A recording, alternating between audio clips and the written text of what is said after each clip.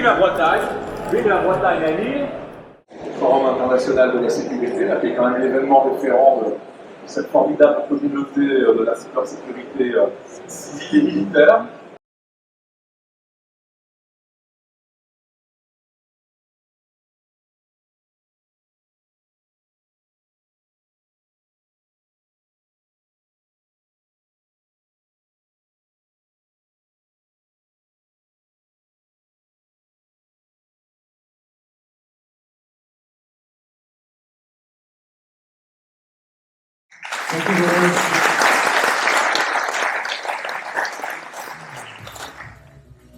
Alors j'appelle les 4 intervenants pour la prochaine table ronde qui va parler de la protection de la chaîne IT et aussi des objets connectés industriels. On assiste aujourd'hui à une convergence de plus en plus forte entre les technologies opérationnelles et informatiques, une convergence de plus en plus forte entre l'OT et l'IT. Dans un contexte de montée en puissance de l'industrie 4.0, de smart manufacturing, un renfort d'automatisation, de technologie temps réel, d'intelligence artificielle bien évidemment, et de 5G. Grâce à cette convergence, les entreprises fournissent toujours plus d'innovations, de produits et de services plus intelligents et connectés. Face à ce constat de la convergence, quelles sont les bonnes pratiques à appliquer pour protéger ce nouvel ensemble composé de l'OT et de l'IT? Comment prendre efficacement en compte les tierces parties, ce qu'on appelle la supply chain? Comment faire collaborer en interne des équipes qui viennent de deux mondes différents, l'OT et l'IT? Quelles actions de sensibilisation et de formation menées? Pour répondre à toutes ces questions, j'ai le plaisir d'accueillir Julien Devernot, qui est le RSSI de Safran Transmission System. Bonjour Julien. Florent Lefebvre, Business Developer Offre Cybersecurity, OT et IT chez Fortinet. Bonjour Florent. François Mazard, Cybersecurity, Sales Director France chez Unisys. Bonjour à tous. Bonjour François. Et Marc-Olivier Pal, qui est titulaire de la chaire CNI, Cybersécurité des infrastructures critiques de l'IMT Atlantique. Bonjour Marc-Olivier. Alors messieurs, je vous propose en 1 à 2 minutes de présenter rapidement la structure pour laquelle vous travaillez, et après on pourra passer au débat. Je vous en prie, Julien, allez-y. Bonjour tout le monde, Rano Julien, je suis RSSI de Safran Transmission System, c'est une des filiales du groupe Safran. Logiquement, en France, on nous connaît un petit peu, on fabrique les moteurs d'avion. Les 3/4 des avions BIM, on a énormément de production, on a énormément d'automates, et contrairement à l'industrie automobile, on est plutôt une industrie, on va dire, artisanale. On fabrique, quand on performe, c'est 3000 moteurs annuels qu'on va fabriquer. À l'inverse de l'automobile, on va faire des séries de millions de voitures. Nous, on performe, c'est on va dépasser 3000 moteurs à l'année.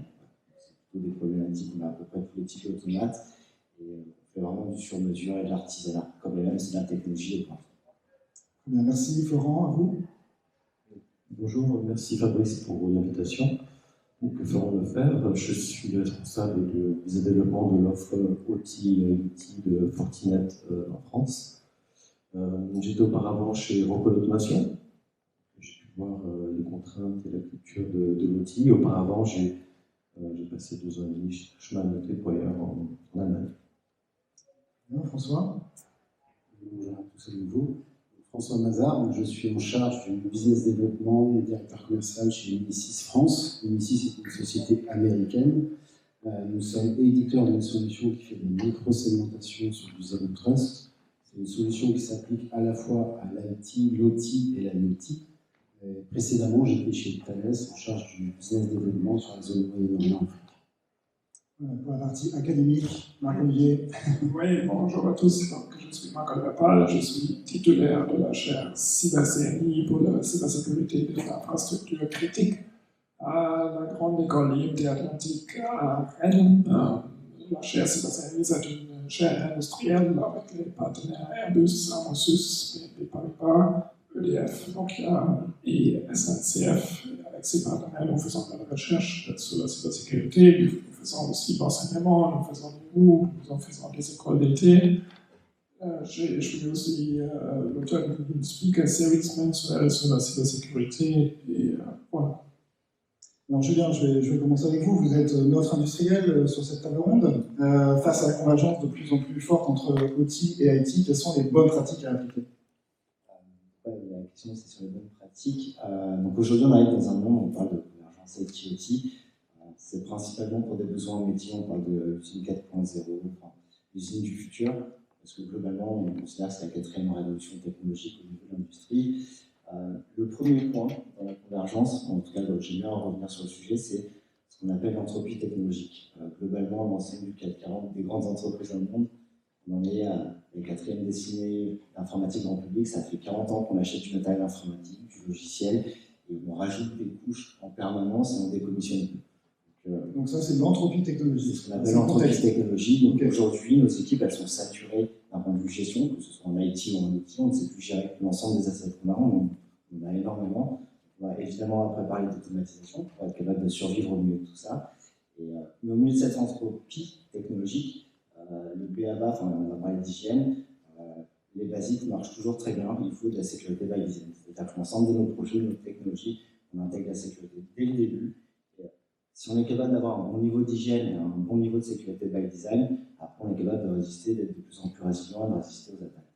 Et voilà, ça fait 40 ans qu'on l'achète aujourd'hui la technologie et on essaie d'automatiser au fur et à mesure pour répondre aux besoins du métier et surtout on a besoin de mettre de la sécurité partout, que ce soit sur l'IT ou sur l'outil. Parce que globalement, l'ensemble, c'est à la fin, c'est que du binaire sur le processeur, il y a des IP partout, enfin c'est à peu près, pour nous les informaticiens, ça va être à peu près les mêmes technologies. Après ça sert besoins fonctionnels différents, mais pour autant, ça reste de l'informatique pure et dure. Ce que vous dites, c'est l'automatisation est une solution pour faire face à l'entropie technologique. C'est une des solutions pour résister face à l'entropie. Mais une bonne hygiène, c'est déjà... Ça, c'est obligatoire. On peut acheter toutes les solutions sur l'étagère de nos chers éditeurs, mais ça n'empêche pas qu'on doit quand même patcher nos équipements, qu'on doit décommissionner nos équipements. Et c'est quand même plus simple de protéger un château fort s'il est bien construit que mal construit. Alors François, je voulais vous faire réagir par rapport à ce que vient de dire Julien. Oui, déjà je suis d'accord avec ce que dit Julien, évidemment. La convergence IT-OT est aussi nécessaire parce que finalement aujourd'hui, les chaînes de production, on leur demande de l'efficacité opérationnelle, on leur demande de sortir des indicateurs. Et pour sortir ces indicateurs, on a besoin de les faire interagir avec la chaîne IT. Pour consolider ces informations, y ajouter l'intelligence artificielle, commencer à optimiser ces process industriels.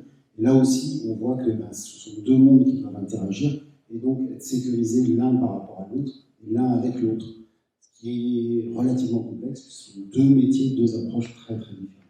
Et ça, c'est ce que l'on voit chez tous nos grands clients. Alors Florent, vous avez la casquette éditeur, du coup Constructeur. Oui. Éditeur également.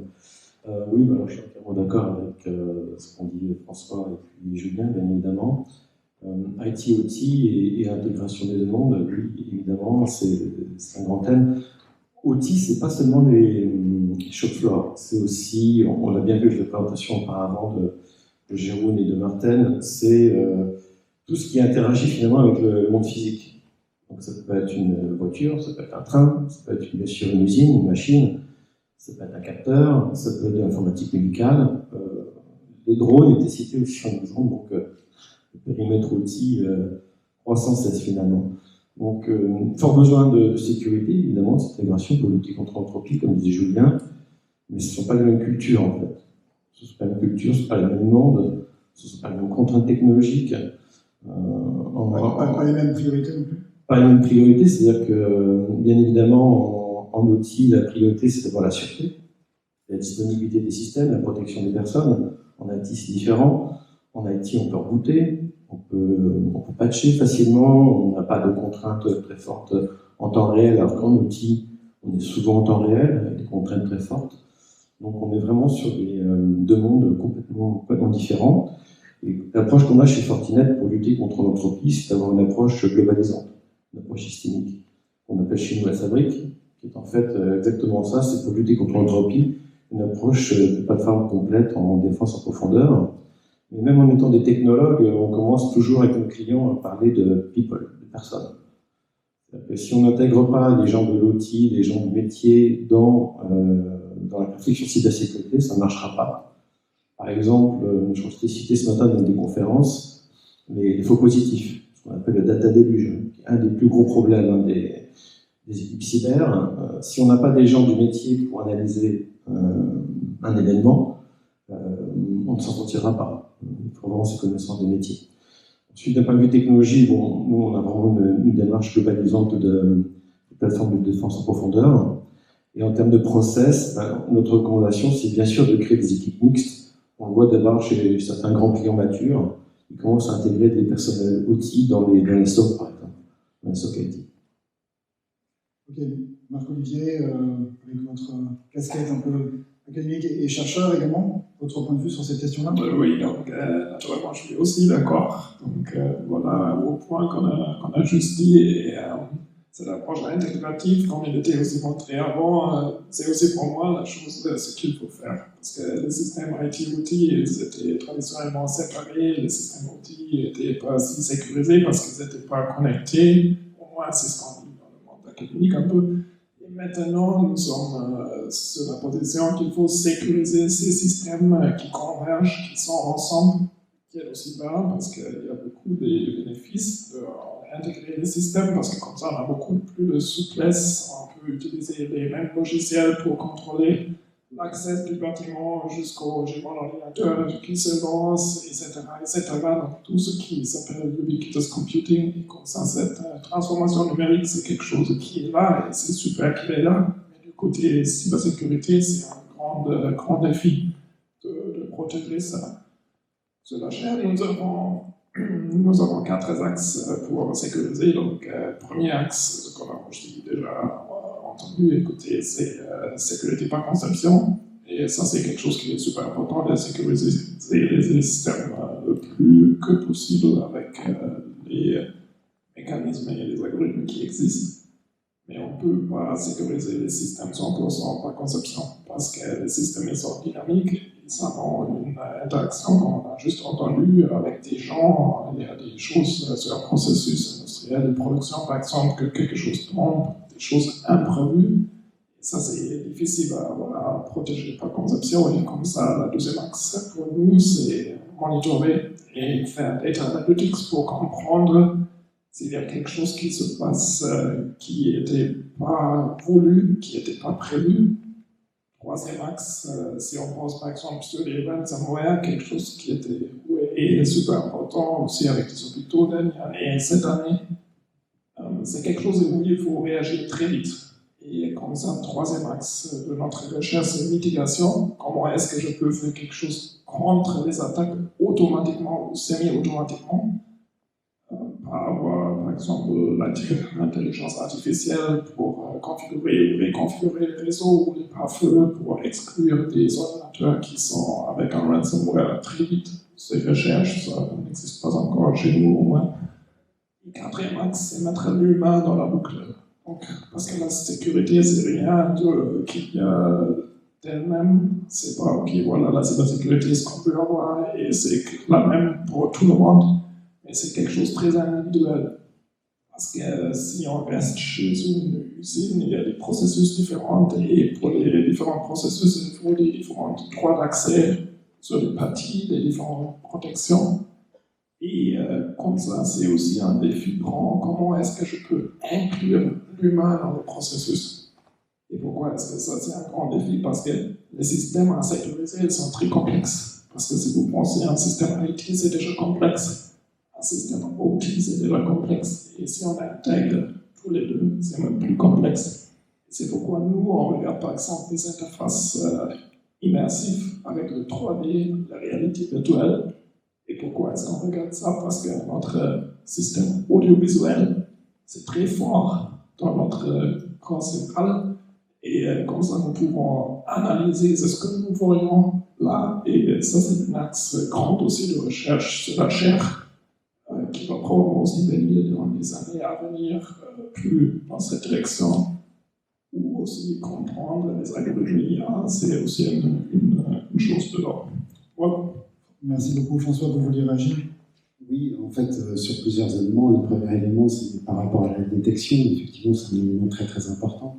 Le security by design, qui est aussi un élément au cœur des enjeux aujourd'hui. Évidemment, il faut bien penser la cybersécurité dès le début, mais on se retrouve face quand même à des entreprises, dans l'outil notamment, qui ont un environnement qui est un historique, et pour lesquels finalement, cet historique, il va falloir apprendre à le gérer pour une période de temps qu'on ne sait pas définir encore aujourd'hui. Ce sont souvent des vieux systèmes, les chaînes de production continuent à tourner, elles vont continuer à tourner, on ne peut pas les interrompre comme ça aussi facilement.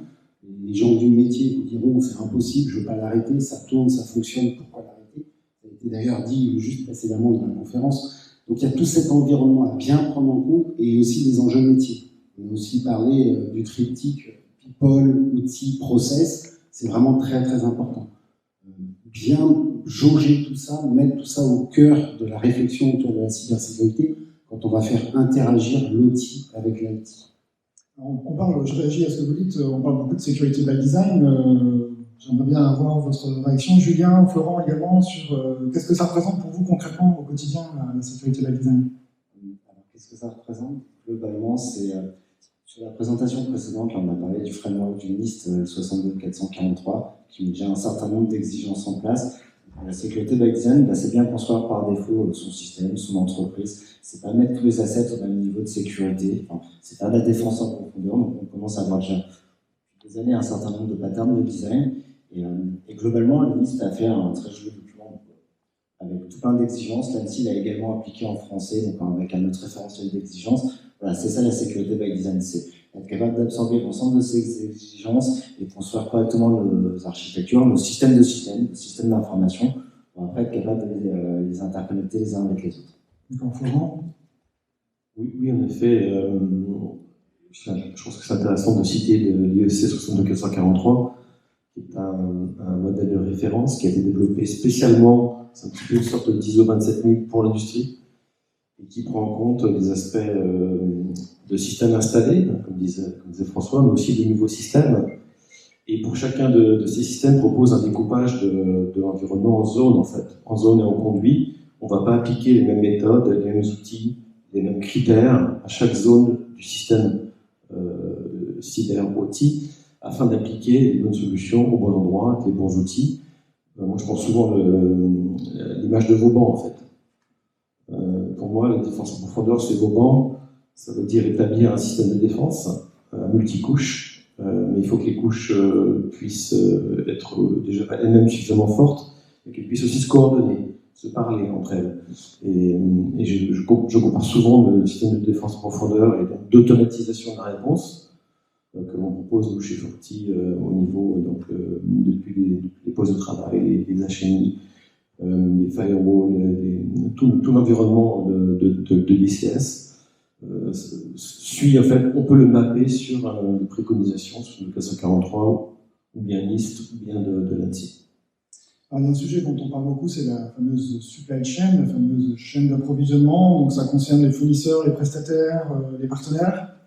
Comment on englobe cette fameuse supply chain dans les bonnes pratiques? Encore une fois, nous, ça a été géré d'un point de vue design. On a un nombre certain de points d'entrée. Globalement, c'est pour gérer la télémaintenance, mettre en maintenance nos équipements et permettre aux fournisseurs de travailler dessus. Ça, c'est assez simple, c'est de la connectivité, c'est du câble, c'est des logiciels, donc ça, on sait faire. Là où on commence à aller sur le sujet en ce moment, c'est comment faire monter en maturité nos fournisseurs et notre supply chain. Nous, Safran, on a des équipes, on a des budgets, effectivement. On a un niveau pas certain de cybersécurité, on a un niveau certain de cybersécurité. Par contre, nos petites PME qui nous vendent des automates, qui nous vendent des équipements, elles n'ont pas la culture cybersécurité et ça nous rend compte de les accompagner dans cette démarche de différentes façons, soit en les auditant, soit en les sensibilisant. Mais en tout cas, on lance des actions, nous, sur nos fournisseurs, pour les faire monter en compétences et pour qu'ils rejoignent un niveau de sécurité certain qui va nous être bénéfique. De toute façon, à la fin, ça va nous être bénéfique. Et les Américains ont lancé ça de leur côté, c'est le CNMC, avec le ministère de la Défense. Il faut avoir une certaine note sur 5 pour être capable de travailler avec eux, donc prouver qu'on a un niveau de sécurité certain. Florent? Oui, entièrement d'accord avec Julien, on rejoint la notion de surface d'attaque. Qui est un des problèmes de l'OT, c'est que la surface d'attaque de l'OT, elle est géante en fait. Il y a l'intégration côté IT, l'intégration côté supply chain, l'intégration des fournisseurs, des prestataires, des mainteneurs. Et pour nos clients, par exemple, en OT, un des plus gros problèmes actuellement, c'est la gestion des existants. C'était évoqué dans une des conférences ce matin. C'est un vrai problème, c'est une vraie difficulté pour nos clients de gérer les accès distants, savoir qui se connecte, quand, comment, pour faire quoi, à quoi il a accès. Donc on essaie de les aider aussi dans ce domaine. Mais effectivement, l'outil, un château d'eau, une sous-station, c'est ouvert à tous les vents, enfin, c'est perdu dans la nature, donc, même physiquement, la protection d'un périmètre outil est particulièrement difficile. Oui, sans compter la Smart City, voilà, tout ce qu'on peut imaginer. Les smart, ouais. Tout ce qui est smart. Ce sont des périmètres considérables. Ouais. Ok, François? Oui, en fait, je vais reprendre le terme de surface d'attaque, et j'aime beaucoup ce terme parce qu'effectivement, dans l'outil, c'est quelque chose de très très important, et l'accès distant de mainteneurs ou de tierces parties sur le réseau outil est un enjeu et souvent très très fort pour les entreprises. Donc nous, chez Unisys, on croit beaucoup à la micro-segmentation qui permet de réduire la surface d'attaque, qui permet finalement d'éviter les mouvements latéraux une fois qu'on est connecté sur le monde de l'outil, ou donc globalement dans le monde de l'entreprise. Pour ça, on va vraiment canaliser et finalement micro-segmenter le réseau pour que seules les personnes qui ont le droit finalement d'accéder, on parle beaucoup du droit d'en connaître dans certains milieux, c'est typiquement ce qu'on va appliquer dans le monde de l'outil. On va ultra segmenter pour qu'un mainteneur n'ait accès qu'à l'application, qu'au système auquel il a le droit. Et c'est un des points importants à mon sens pour, tant qu'on n'a pas atteint la maturité au niveau des tierces sociétés qui veulent accéder à notre système d'information, c'est un des moyens finalement de pallier à tout ça. Marc-Olivier, les axes de recherche sur ce point? Oui, donc je vais commencer avec ce que j'ai dit avant, la complexité. On a déjà entendu que la complexité, c'est IT/OT, et maintenant on a même aussi les fournisseurs dans le supply chain qui sont ajoutés, donc la complexité augmente énormément. Et ce qui est intéressant, c'est que la sécurité d'un système, c'est défini par la partie la plus faible. Et ça veut dire, si j'ai un supplier qui n'est pas sécurisé et il a remote access par exemple, voilà, c'est mon problème. C'est pourquoi partie recherche, une chose que nous faisons qui est très liée à ça, c'est si on a la cybersécurité, c'est quelque chose où même des compétiteurs ils sont d'accord qu'il serait bien de bénéficier aussi de la cybersécurité des autres pour sécuriser leur propre entreprise, mais naturellement, on ne peut pas partager les secrets de l'entreprise. Et c'est pourquoi nous, dans la recherche, on regarde comment est-ce qu'on peut partager les données sur la cybersécurité sans partager des intérêts de l'entreprise. Parce que ça pourrait aider d'améliorer la cybersécurité entre les parties qui sont en trusting. Concernant la situation avec le supply chain, une chose qu'on a aussi discuté un peu dans la préparation de ce table ronde, c'est les trainings, donc de faire des trainings ensemble entre les fournisseurs et entre tout, aussi comme on a écouté dans la présentation avant, de mettre tous les gens qui sont concernés ensemble pour améliorer la sécurité d'un système. Ça, naturellement, comme on a aussi parlé des normes et aussi les standards dans les entreprises, c'est quelque chose qui est super important.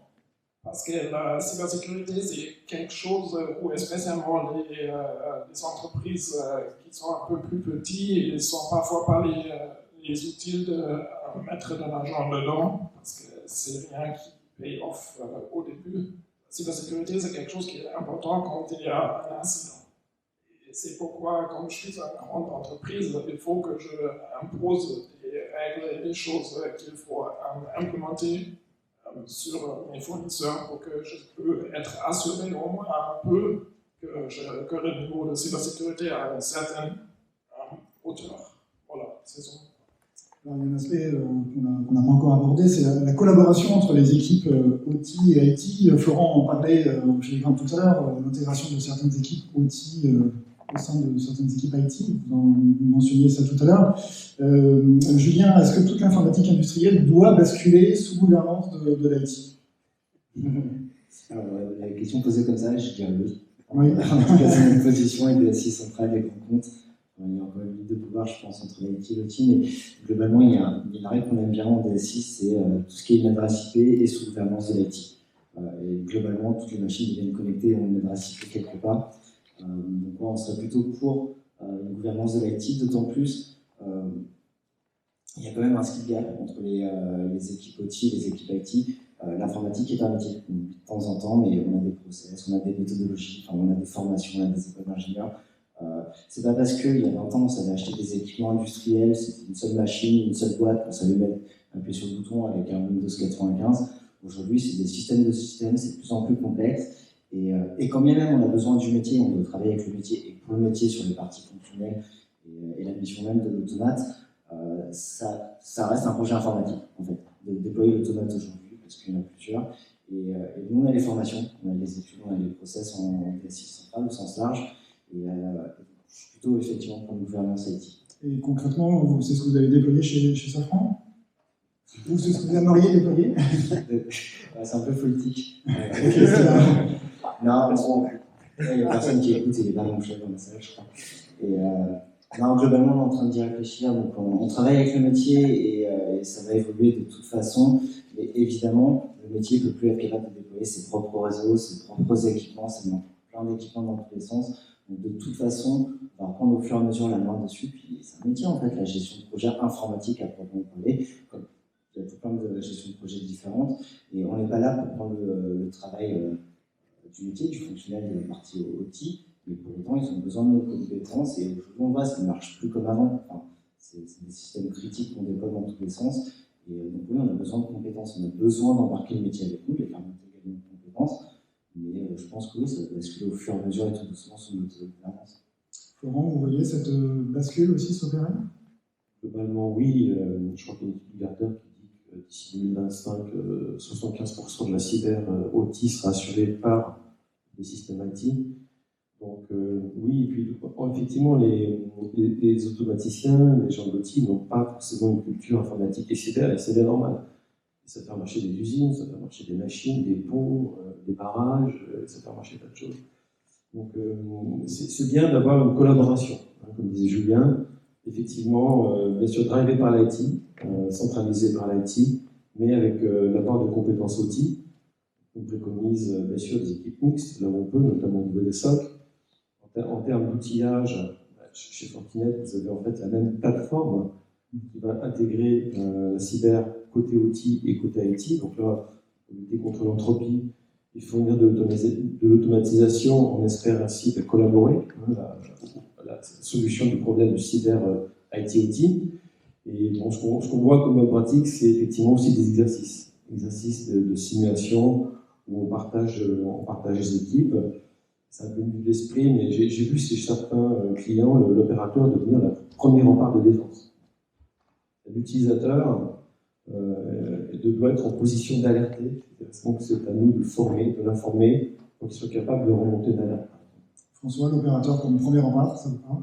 Oui, alors forcément, dans la cybersécurité, on dit beaucoup que l'humain est le premier maillon faible, entre guillemets. Hein. C'est souvent par là aussi que rentrent les vulnérabilités ou en tout cas les attaques.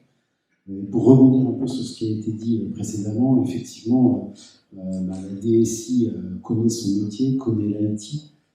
Ce qui reste quand même très très important, c'est la capacité finalement à se comprendre l'un l'autre vis-à-vis des enjeux des uns et des autres. Et je pense que c'est là où il y a un gros travail encore à faire, parce que la DSI a été très focalisée sur l'IT, ce qui est bien normal. Et de l'autre côté, l'IT, les gens des systèmes industriels, de la production électrique, j'en passe les meilleurs, eux sont focalisés sur leur métier. Donc, ces personnes-là se comprennent, ce qui a été dit aussi dans la conférence d'avant, se comprennent, arrivent à parler le même langage, ce qui n'est pas forcément évident, parce que les enjeux ne sont pas les mêmes, parce que la safety peut être plus importante dans certains cadres que la sécurité informatique. Donc il y a pas mal de choses encore à voir, à revoir, pour partager, et je crois beaucoup aussi à l'aspect training, gestion de crise, faire des exercices, non seulement avec les personnes techniques, parce que les personnes techniques doivent apprendre à gérer les crises, mais aussi le management, parce qu'une crise cyber, ça impacte aussi le management, c'est des cycles de décision, et tous ces process doivent être huilés, et l'ensemble de l'industrie doit pouvoir gérer une crise cyber majeure, ce qui est aujourd'hui encore un challenge, je pense, pour beaucoup d'entreprises. On avait la chance ce matin, en fin de matinée, d'avoir l'entreprise Ingredia, qui venait partager son retour d'expérience sur un exercice de crise. Donc c'était effectivement, comme vous dites, il y avait tous les niveaux de la chaîne de l'entreprise, tous les niveaux de hiérarchie, de décision qui étaient présents. Et il y a des exercices qui permettent de le faire. On peut simuler des choses, il y a des tas de solutions qui existent aujourd'hui sur le marché. Maintenant, il faut que les entreprises prennent en compte ces besoins, puissent les adresser.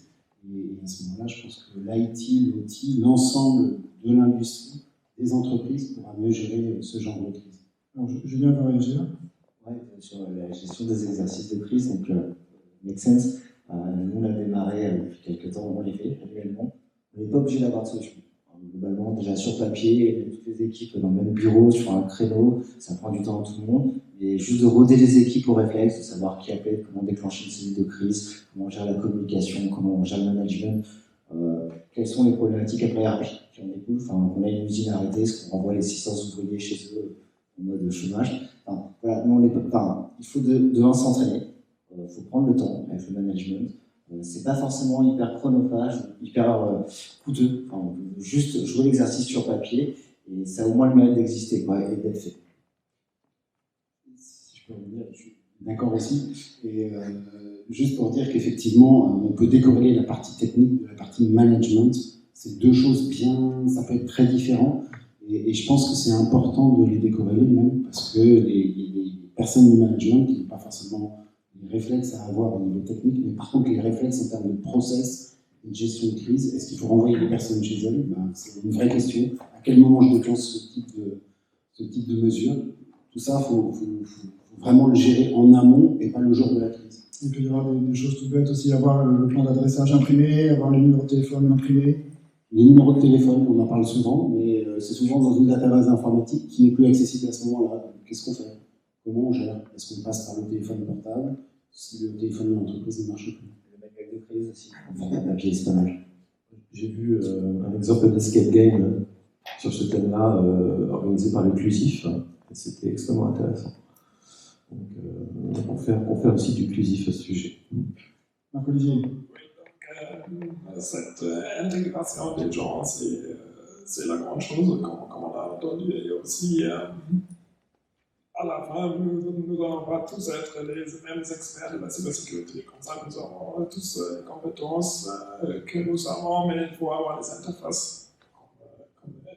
Ici maintenant et aussi avant dans la présentation. Et ce genre d'exercice, c'est vraiment quelque chose de superbe qu'il faut faire souvent pour que les interfaces marchent. Parce que s'il y a une attaque, il faut réagir vite. Et il faut réagir dans toute l'entreprise, avec toute la chaîne de systèmes qui est là.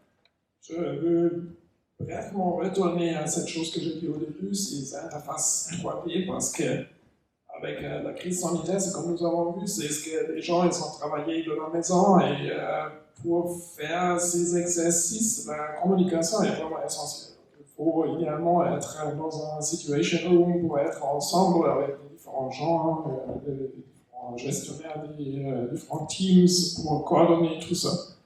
Et ces interfaces immersives 3D virtuelles, c'est quelque chose où nous regardons, est-ce que c'est possible d'être dans un monde virtuel avec des casques. Donc je viens chez mon salle de séjour, je mets des casques et je me connecte avec les autres experts, et on est dans le même espace, on regarde les données, on peut même changer de vue sur les données. C'est un peu comme dans le Matrix où vous pouvez switcher. Ok, maintenant je vais bien regarder cet aspect et voilà, Florent, est-ce que tu peux regarder ceci-là? Viens chez moi et on peut regarder ensemble, on peut parler. Et ça, c'est quelque chose qui est vraiment intéressant de regarder.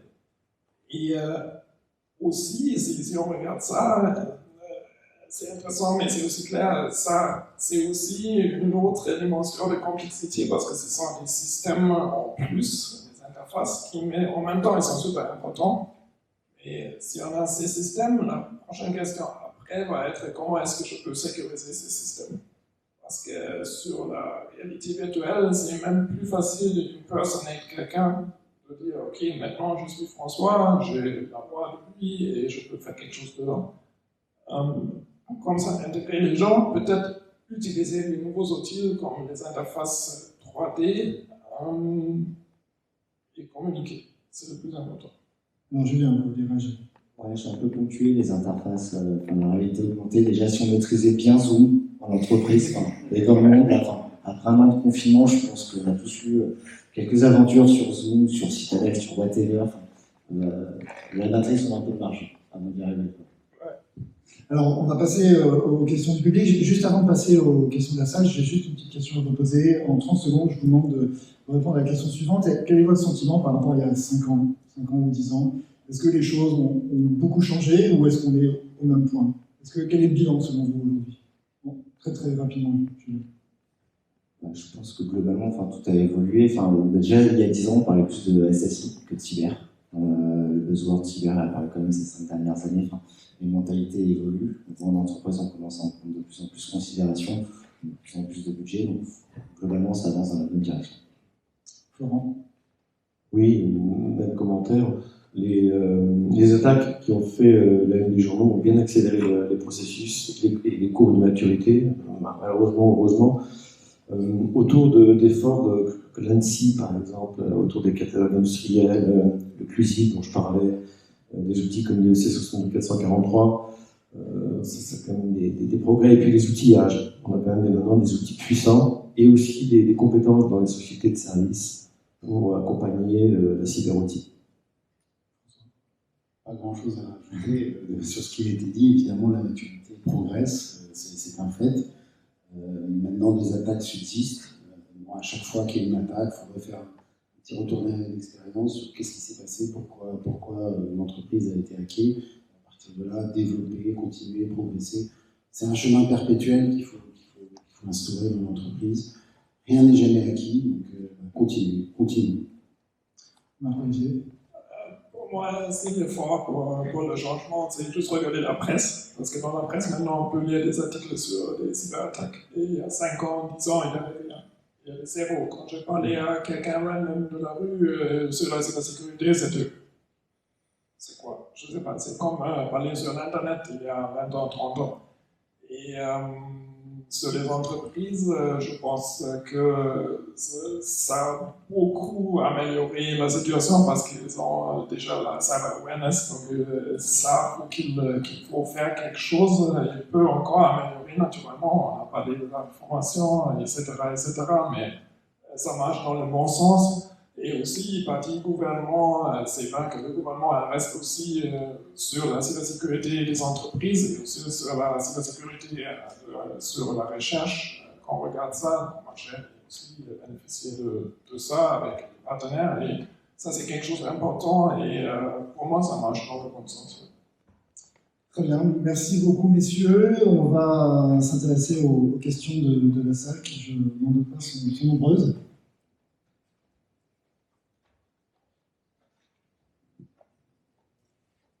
Monsieur, au premier rang.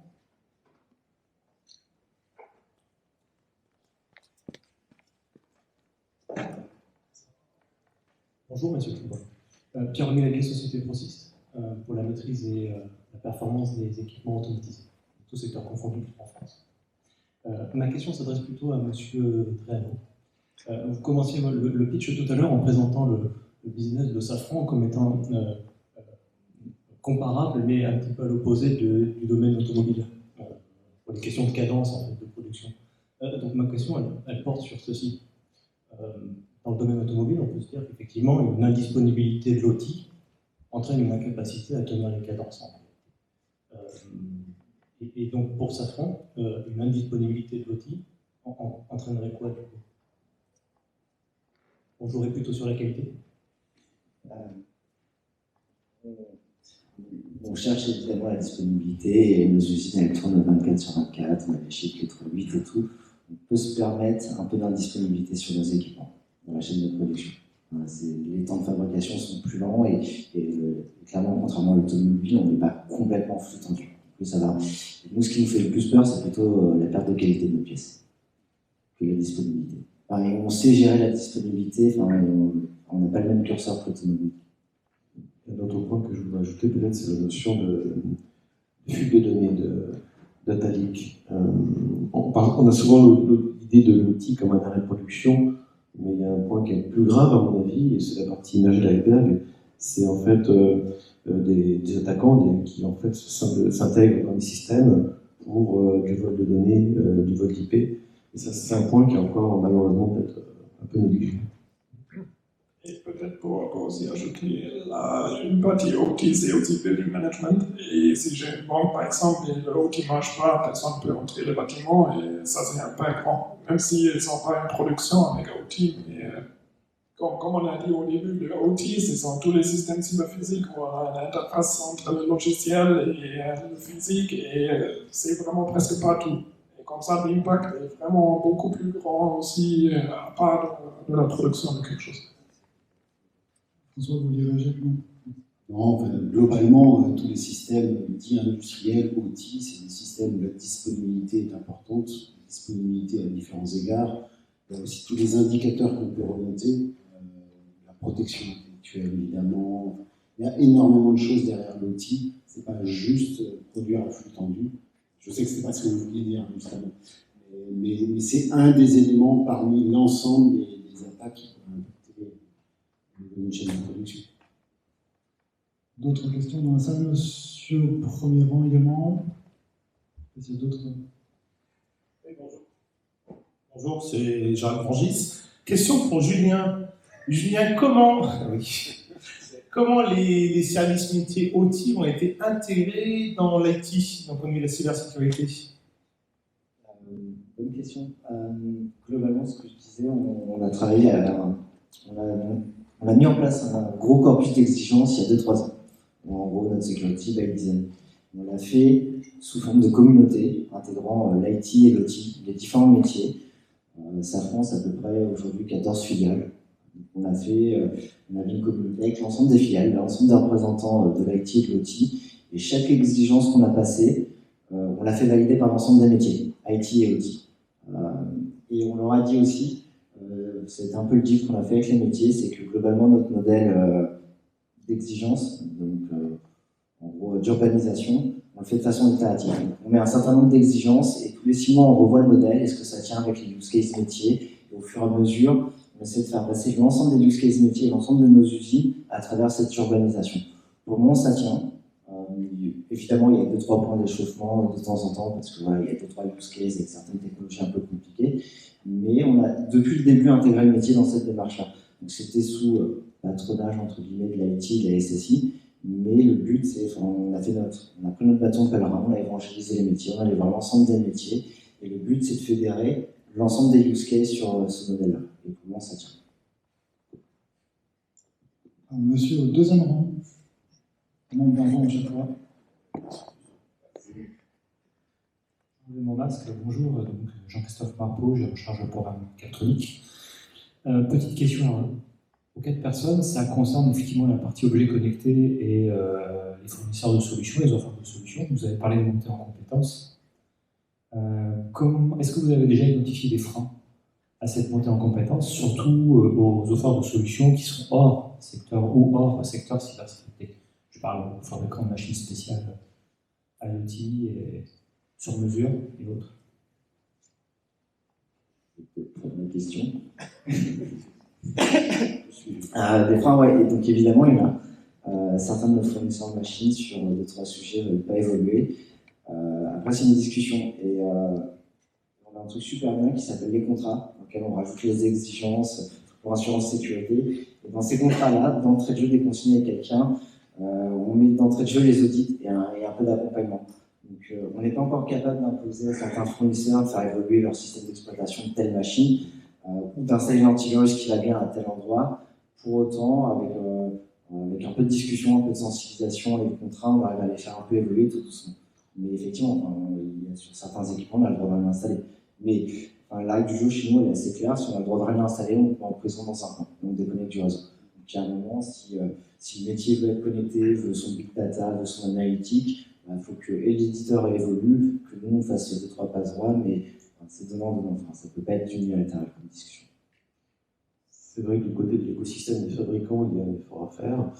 Il y a aussi un déficit de standards de cybersécurité pour les objets connectés, il faut bien le connaître. Il y a quand même le 62443, encore lui, qui est notre rescousse avec le chapitre 4.1, 4.2. Je pense que Julien aussi faisait un peu allusion. Qui donne des guidelines et des niveaux de sécurité à atteindre pour les services et pour les produits, notamment dans le cadre d'un grand placement sur billets comme Safran. Donc on peut utiliser aussi cette référence. Nous, on a une approche chez Inicis qui est un petit peu différente, c'est-à-dire les objets type IoT, qui sont des micro-objets sur lesquels la couche de cybersécurité n'est pas forcément facile à intégrer. C'est un peu de les mettre en prison. Là, j'en prends le terme de Julien. C'est vraiment de les isoler, les mettre dans une zone ultra sécurisée, ultra robuste, de manière à finalement éviter qu'une attaque puisse se propager par ce biais-là. Mais c'est vrai que sur les composants IoT, IIoT, la couche cybersécurité n'est pas toujours ultra bien développée, et en tout cas, c'est un vrai enjeu pour les années à venir avec l'émergence de la 5G. Enfin, on parle de beaucoup de choses là qui arrivent et pour lesquelles on n'est pas forcément bien préparé. Je donne la parole à Julien et après Marc-Olivier pour conclure. Ouais, je suis obligé de t'en parler, mais j'ai bien rappelé que IIoT, il y a quand même juste une lettre d'écart avec IDIO. Marc-Olivier, rapidement. Je voulais juste ajouter que c'est le problème pour les IoT qui ne sont pas sécurisés, mais aussi pour juste les legacy hardware qu'on va toujours avoir. Donc ça veut dire même si tous les fournisseurs sont à un niveau cybersécurité qui est très haut, on a encore des anciennes choses qui sont là, qu'il faut encore inclure. Et comme ça, il faut vraiment avoir des pare-feux autour de ça, qui est complexité et aussi sustainability en plus. Donc il faut de l'énergie, il faut de sécurité, etc. Je crois qu'il n'y a plus de questions dans la salle. Merci infiniment, messieurs, pour votre participation. Je crois qu'on peut vraiment vous applaudir. Merci beaucoup.